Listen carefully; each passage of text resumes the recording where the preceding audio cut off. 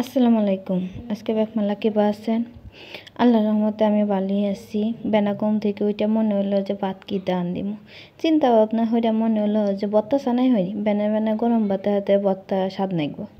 সেই জন্য মনে হারেন যে চিন্তা করলাম যে হেরে ভাইবা চিন্তা হইরা মনে হারেন ভাত আর এই যে বত্তা চানা দিলাম। বত্তার মধ্যে মনে হারেন যে সিম, পটল আর আলু ভর্তা। তার হাতে এলা ডিম ভর্তা হরমু আর ডিম ভাজি। সকালবেলা ভর্তা চানা দিয়া ভাত খাতি যে বাল ঠেকে আর মনে হরেন যে ভর্তা চানা দেওয়া ভাতও নাগে মেলাডি। সেই জন্য আমি আজকে মেলাডি ভাতও আন দিছি আর কয়েক রকমের ভর্তা হরমু। ভর্তা হইরে মনে হারেন যে ভাত খামু সকালবেলা। দেন সকালবেলা কি সুন্দর ধোয়া ওঠা ভাত। এই ধোয়া ওঠা ভাতের হাতে যদি ভর্তা হয় আর কি কিছু নাগে। সকাল সকাল কিন্তু বাঙালির খাবারই এটাও যে সকালে ভর্তা চানা ভাত আর গরম ভাত এই দিয়া খাতি করলে মনে হারেন যে খুব ভাল লাগে। আমি দেখেন এই যে ভর্তার জন্য রেডি হয়ে গেলাম। এখানে মনে হারেন যে আলু বাইরে নিলাম ভাতের মধ্যে থেকে। মনে হারেন যে আমি আবার মনে হারেন যে যেদিন ভর্তা চানা হরি সেদিনকে মনে হারেন যে সব বসা ভাত আন দিত। বসা ভাত ছাড়া আবার ভর্তা চানা আমার কাছে ভালো লাগে না। ওই যে পানি দিয়ে সেদ্ধ হইরা যে সবজি মনে হারেন যে সেদ্ধ হইরা ভর্তা হইব ওটাকে বাদে পানি পানি লাগে। সেই জন্য আমি মনে হারেন যে বসা ভাত দিয়া ভর্তা চানা হরি। তার মধ্যে মনে হারেন এই যে 3টা আলু সেদ্ধ দিছিলাম আর মনে হারেন যে 99% ভাত হয়ে গেলে হারে তখন মনে হারেন যে ওই যে পটল আর ওই যে আনাস ইন্নে সব ভাতে দিছিলাম। মনে হারেন যে বেশি সময় লাগে না ইন্নে সেদ্ধ দিয়ে ভাতের উপর দিলে মনে হারেন যে ওর মধ্যে আর পানি ঢোকে না। ওই ভর্তাটাও পাইন মনে হারেন যে স্বাদ লাগে। ভর্তাটাও পানি পানি হয় না। আমি সব কিছু একবারে রেডি হয়ে নিছি। ওই যে কাঁচা পেঁয়াজ কেটে নিছি, শুকনা মরিচ ভেজে নিছি, এই দেখেন আলু সেদ্ধ হয়ে নিছি, পটল সেদ্ধ হয়ে নিছি, আনাজ সেদ্ধ নিছি। ইন্না মনে হারেন যে একে একে ভর্তা হরমু সেই জন্য গুছিয়ে নিতেছি। আপনাদের হাতে আজকে আমি এই ভর্তা বাতি শেয়ার হরমু আর মনে হারেন ভর্তা হওয়ার শেষে খুব স্বাদ করে খামু। ভর্তা বাতালি কি আর কিছু নাগে আমার। সেই জন্য মনে হারেন যে এই যে প্রথমে আলু ভর্তা হরমু। তার মধ্যে আপনাদের আর একটা কথা কই। এই যে এবারে যে আলু ছিলতেছি এই ছেলাটা আমার দাদির থেকে শিখছি। আমার দাদি যখন আলু ভাতে দিচ্ছে আলু মনে হারেন যে এবারে গাইলে সিদ্ধ হওয়ার পরে এবারে গালাইছে গালালি হারে ওই দেখেন কত সহজে চোষাটা উঠে এসে। আমার দাদি কছি যে দাদি তুমি এবারে আলু ছেঁড়া কোন থেকে শিখছো? কছে যে তোর দাদা শিখেছে। তোর দাদা কছে যে আলু এই যে এবারে ঠাসি দিবা, ঠাসি দিলে হারে মনে হয় চামড়াগুলো উঠে যাব। মনে হয় যে তোমার গরম লাগলো এক হাতি, 2 হাতে আর গরম লাগবো না, 2 হাত দিয়ে তোমার আলু ছেলাও লাগবো না। এবারে ঠাসি দিলে মনে হারেন যে ওই দেখেন কত সুন্দরভাবে আলুর চোষাগুলো উঠে আসতেছে। আমিও মনে হারেন যে আমার দাদির থেকে ওই টেকনিকটা শিখে নিছি। এই দেখেন এবারে জাতা দিলি আলুর চোষাগুলো খুব সুন্দর হয়ে উঠে আসে।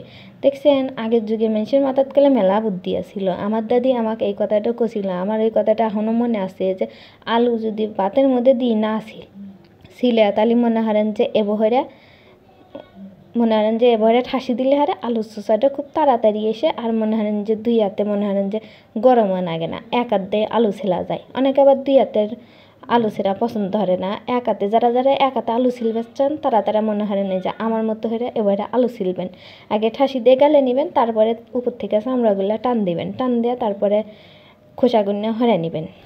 এই যে আমার হয়ে গেছে। এখন এই যে শুকনা মরিচ দিয়া পেঁয়াজ কাঁচা পেঁয়াজ দিয়া আলু ভর্তা হরমু আর মনে হরেন যে সর্ষের তেল দিয়া মনে হয় খাঁটি সর্ষের তেল দিয়ে ভর্তা হলি যে স্বাদ নাগে। সর্ষের তেল ছাড়া কি আর ভর্তা হয়? অনেকে আবার সর্ষের তেল খায় না, কিন্তু আমার আবার সর্ষের তেল ছাড়া হয়ই না ভর্তা চানা। দেন মরিচগুলো ডুলে নিলাম, নিয়ে হেরা এখন মনে হারেন যে পেঁয়াজের হাতে ভালো করে নেবো।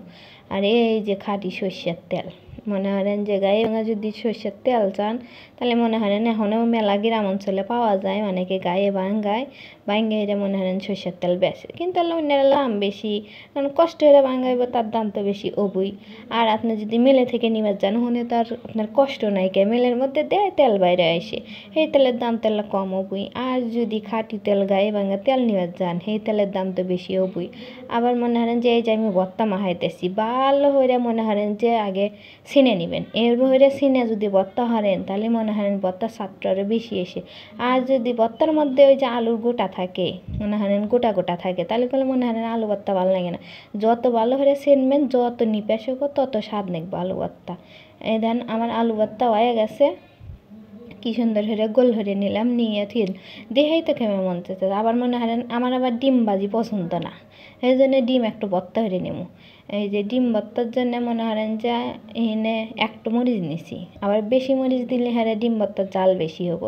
একটু মরিচ আর চারটে পেঁয়াজ দিয়ে হেরে এটাও ভালো করে মেখে নিব, মেখে নিয়ে হেরে ডিমটাও ভালো করে যেতে যেতে ভর্তা হরমো। আবার এর মধ্যেও সর্ষের তেল, আজকে কষি যে সব কিছু কাঁচা পেঁয়াজ আর সর্ষের তেল দিয়ে ভর্তা হরমো।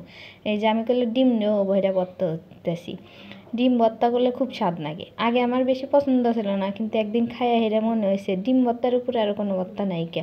ডিম ভাজিও নাই, ডিমের তরকারিও নাই, ডিম ভর্তার মধ্যে ডিমের মধ্যে যদি কোনো কিছু হরিবার চান তাহলে ডিম ভর্তাই আমি কমো যে সবচেয়ে ভালো খেবার। ডিম ভাজিও না, ডিমের তরকারিও না, ডিম ভর্তা বেশি স্বাদ লাগে। এই যে আমার ডিম ভর্তা হয়ে গেছে, একে একে মনে হয় যে সব ভর্তাই হরে নিবো আমি।